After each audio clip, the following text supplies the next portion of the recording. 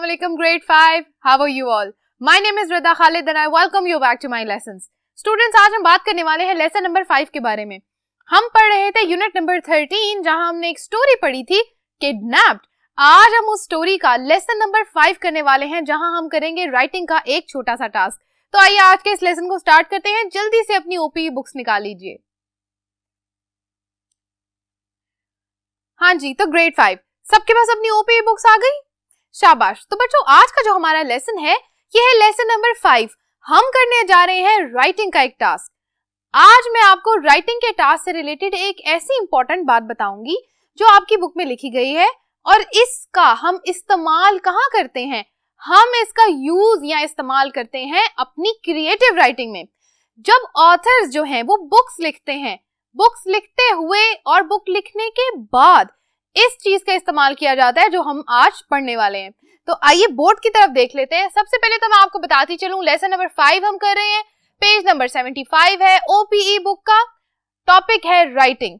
अच्छा, आज जो हमें करना है उसको कहा जाता है ब्लर्ब. Blurb, okay. अब ब्लर्ब क्या होता है उसकी डेफिनेशन मैंने यहां लिखी है ब्लू में. पहले हम डेफिनेशन को पढ़ लेते हैं. डेफिनेशन है a blurb is a short description of a book, movie और other product. आपने देखा होगा कि किसी भी मूवी या बुक के बारे में आप कहीं पर लिखा हुआ पढ़ेंगे तो बुक के नाम के नीचे एक छोटी सी डिस्क्रिप्शन लिखी हुई होती है. आप जब मूवीज वगैरह के लिए सीडीज खरीदते हैं तो सीडी के ऊपर भी लिखा होता है इसी तरह मूवी के नाम के नीचे छोटी सी एक डिस्क्रिप्शन. ठीक है, तो उस डिस्क्रिप्शन को क्या कहते हैं? उस डिस्क्रिप्शन को ब्लर्ब कहा जाता है. ठीक है, अब आपको आज ये बात पता चल गई कि उस डिस्क्रिप्शन का क्या नाम है? Blurb. A blurb is a short description. अच्छा, ये एक शॉर्ट डिस्क्रिप्शन होती है. 1 or 2 sentences. That's it. Maximum 3 sentences होते हैं, minimum 1 sentence. Okay, of a book, किसी बुक का. मूवी, आप किसी फिल्म की अगर बात कर रहे हैं तो फिल्म का. और अदर प्रोडक्ट, किसी भी चीज का जब आप बॉक्स देखो, डब्बा देखो तो उसके ऊपर उसके नाम के नीचे लाजमी छोटी सी डिस्क्रिप्शन लिखी हुई होती है. इवन अगर आप फोन्स वगैरह खरीदते हैं तो बच्चों फोन के डब्बे के ऊपर भी फोन का नाम लिखा होता है और उसके नीचे छोटी सी डिस्क्रिप्शन लिखी होती है. उस डिस्क्रिप्शन में क्या लिखा होता है कि ये कैसा है मोबाइल, या अगर बुक की बात करें तो ये बुक कैसी है, किस बारे में है, कैरेक्टर्स क्या हैं. तो अपनी बुक वाली एग्जाम्पल पे वापस आते हैं. इस ब्लर्ब के अंदर इंट्रोडक्शन लिखा होता है, ठीक है, कैरेक्टर्स का माइनर सा इंट्रोडक्शन, और साथ बताया जाता है कि ये स्टोरी है ये किस बारे में है. सिर्फ एक छोटी सी डिस्क्रिप्शन. ओके, अच्छा, अब ब्लर्ब का जो यूज है वो पढ़ लेते हैं. आपकी बुक में एक्सरसाइज नंबर 1 में लिखा है the purpose of a blurb on the back cover of a book is to interest readers. यानी कि जो कहाँ लिखा होता है? बैक कवर के ऊपर. एक बात तो हमें पता चल गई कि ब्लर्ब कहाँ लिखा जाता है? Back cover. हम इस पे स्टार लगा लेते हैं. Is to interest reader. एक तो पर्पस ये हो गया रीडर्स को इंटरेस्ट करने के लिए, उनको मजीद इंटरेस्टिंग बनाने के लिए कि वो रीडिंग करें. And to encourage. दूसरी बात, दूसरा पर्पस क्या है? उनकी हौसला अफजाई करने के लिए. Them to read the book. किस लिए? ताकि वो बुक को क्या करें? रीड कर लें. समझ आ गई? तो ब्लर्ब कहाँ लिखा जाता है? बैक कवर पे. और बैक कवर पे क्यों लिखा जाता है? क्योंकि इसलिए ऑथर्स लिखते हैं, ऑथर्स चाहते हैं कि जब जो भी लोग या जो भी स्टूडेंट्स, जो भी बच्चे इस बुक को पढ़ें वो क्या करें? बुक को पढ़ने से पहले उसके बैक कवर को देखें. बैक कवर के ऊपर जो इंटरेस्टिंग सा ब्लर्ब लिखा हुआ है उसको पढ़ के थोड़ा आइडिया ले लें कि क्या आप ये बुक पढ़ना चाहते हैं. इंटरेस्टिंग लगी है, एडवेंचरस लगी है तो पढ़ लो. ओके, तो आज एक इंपॉर्टेंट बात हमने सीख ली ब्लर्ब से रिलेटेड. डेफिनेशन भी हमने देख ली. अब आपने क्या करना है, इस एक्सरसाइज के नीचे आपकी बुक के अंदर एक छोटा सा ब्लर्ब लिखा हुआ है. वो ब्लर्ब किस बुक का लिखा हुआ है? वो ब्लर्ब इसी बुक का लिखा है जिसका नाम है किडनैप्ड.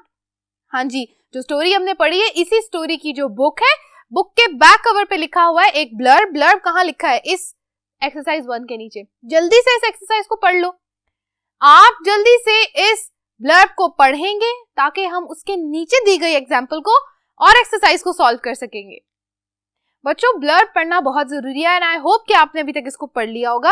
अब आपको मैं एक बात बताती चलूं कि इस जो एडवेंचर स्टोरी का जो टाइटल था, एक तो हमने किडनैप अपने यूनिट का टाइटल देखा, जो इस एक्सर्प्ट का टाइटल था, एक्सर्प्ट से मुराद राइटिंग का एक छोटा सा हिस्सा जो कहां से लिया गया है, राइटिंग का एक छोटा सा हिस्सा जो कहां से लिया गया है, हाँ जी, जो हमारी इस बुक से लिया गया है जिसका नाम है a truly imaginative adventure story. ठीक हो गया, जो किसने लिखी है, मैरी जेनिंग्स। अब इस टाइटल के नीचे जो कुछ बातें लिखी हुई है हमने उनको पूरा करना है, ठीक है, ब्लैंक्स में फिल करना है, ऑप्शंस को चूज करना है, लेकिन उससे पहले आपने इसके नीचे जो एक्सरसाइज 1 के नीचे ब्लर्ब दिया गया उसको पढ़ना है, ठीक है बच्चों। अच्छा, अब इसको देख लेते हैं। द एक्सर्प्ट इज फ्रॉम, ये एक्सर्प्ट जो दिया गया है, जो यहाँ पर लिखा हुआ था, वो कहां से है, स्टोरी के मिडिल में से है, स्टोरी की बिगिनिंग में से है, स्टोरी के एंड से है। हाँ जी, तो ये एक्सर्प्ट कहां से दिया गया है, हमने आंसर यहाँ ऑलरेडी लिख दिया है, ये है मिडल से। आप मिडल का जो ऑप्शन है उसको क्या कर लें, बबल बना लें, सर्कल कर लें, ताकि हमें पता चल जाए ये हमारा आंसर है। Okay, alright. The next one is the tense of the excerpt is. अब आपने बताना है कि इस एक्सर्प्ट का टेंस क्या है, किस टेंस में लिखा गया है, किस टाइम में लिखा गया है। तो हमारे पास जो ऑप्शन 2 लिखे हुए थे, simple present tense, simple past tense, तो मैंने जो ऑप्शन यहाँ लिखा है वो है सिंपल प्रेजेंट टेंस। इसको आप क्या कर लें, सर्कल कर लें। Okay, the main characters name is, इस बुक के यानी स्टोरी के मेन कैरेक्टर का नाम क्या है, कौन है जिसके ऊपर पूरी स्टोरी लिखी गई है, हाँ जी, डेविड बैलफोर। तो डेविड जो है वो उस बच्चे का नाम है, तो आप इस लाइन के ऊपर लिख लें David Balfour. Okay, the main character's friend is, जो मेन कैरेक्टर का फ्रेंड है, जो कहां लिखा हुआ है ये काम, ये बात लिखी हुई है हमारे इस एक्सर्प्ट के अंदर, तो नाम है Alan Breck.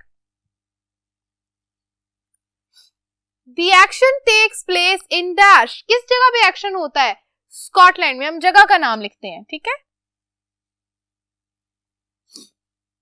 The type of story is dash, adventurous, mystery, what is the type of story, कैसी थी ये स्टोरी, एडवेंचरस थी या घोस्ट स्टोरी थी, क्या इस पूरी स्टोरी में आपको कहीं घोस्ट नजर आया, नहीं, इसीलिए जब तक हम घोस्ट की डायरेक्टली बात ना करें हम कहते हैं ये एडवेंचरस स्टोरी थी या मिस्टीरियस थी। Okay, the description of the story is in dash, यहाँ पर भी 2 ऑप्शन दिए हुए हैं, the simple present and the simple past.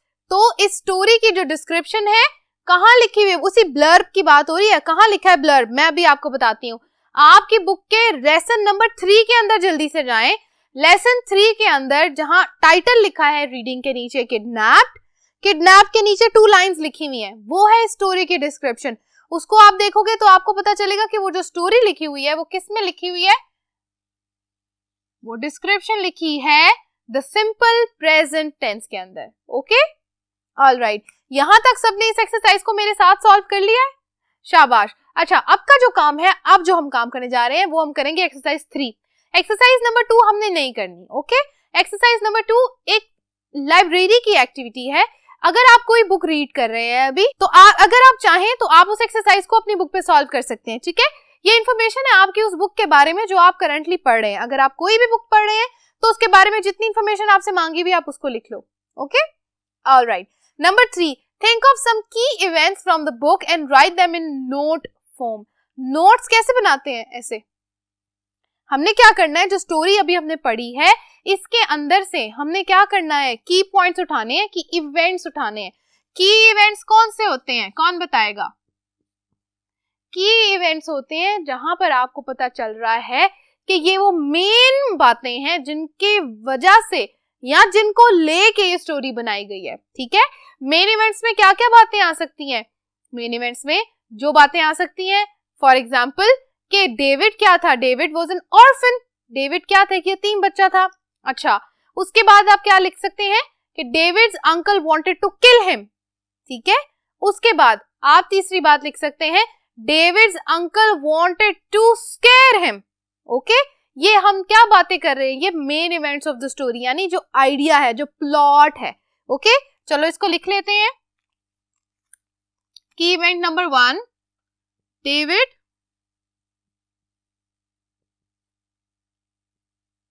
uncle wanted to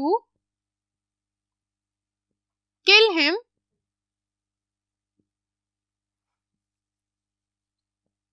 number 2 हम लिखते हैं David's parents died in the beginning of the story.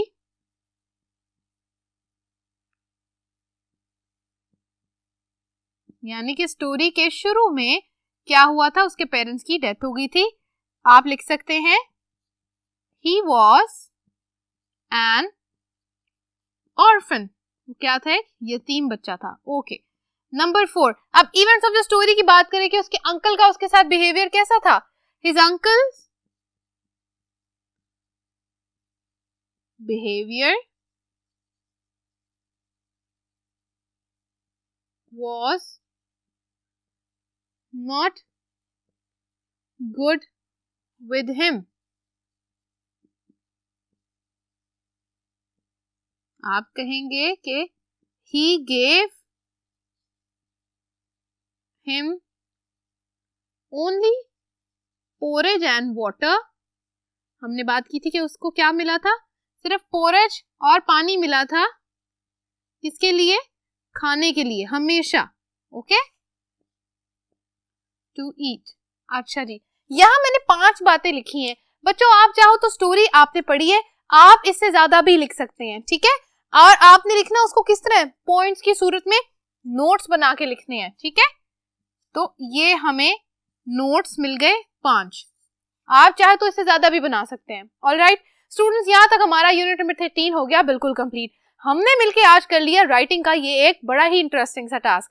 I hope अब किसी भी बुक को स्टार्ट करने से पहले अगर मैं आपसे पूछूं कि इसकी डिस्क्रिप्शन या इसके ब्लर्ब को क्या कहा जाता है या कहाँ लिखा हुआ है, तो आई होप आप मुझे बता सकेंगे. Thank you so much for watching today's lesson. हम इसके बाद मिलेंगे एक नए यूनिट के साथ, नए लेसन के साथ. तब तक के लिए अपना ख्याल रखिएगा. अल्लाह हाफिज.